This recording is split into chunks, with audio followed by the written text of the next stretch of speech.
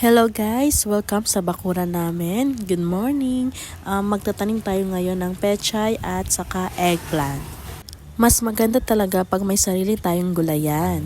Hindi dahilan yung maliit lang yung lupain o walang bakante kasi maliit lang yung bahay at walang sariling lupa. Ito yung ginawa ko kasi maliit lang yung bakura namin sa kami mga puno dyan and yung kapitbahay namin. So, hindi talaga ako basta-basta pwedeng magtanim ng malalaki.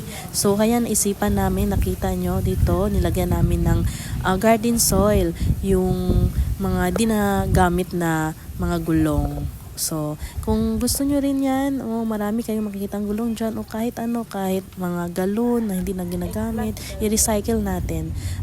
Makakaroon pa tayo ng maraming lote para sa ating gulayan, makakatanim tayo ng sariling gulay at pwede natin ibenta yan, di ba? Pag in the future, pag tumubo na, marami na, ibebenta natin, di ba? Nakakita pa tayo and may kinakain pa tayong masustansyang gulay everyday. Aside from that, nakaka-enjoy talaga magtanim. Nakakawala ng stress, napapakalma, at sabi nga nila, nagbibigay ng kasiyahan talaga, nagbibigay ng good vibes. Kasi parang iniisip mo lang, nagtatanim ka, ini-imagine mo na kung ano yung kilalabasan after how many weeks, di ba? Parang lagi mong babantayan, parang may inaalagaan ka. Yun, good feeling siya and may nilook forward ka talaga. Ang nagastos ko nga pala dito, guys, is umorder ako ng isang sako ng garden soil worth 150 pesos. Tsaka nag-order lang ako sa Shopee ng mga seeds ng pechay at saka eggplant. Mga 50 pesos lang yun. Madali lang to guys, tiyaga lang talaga at diskarte.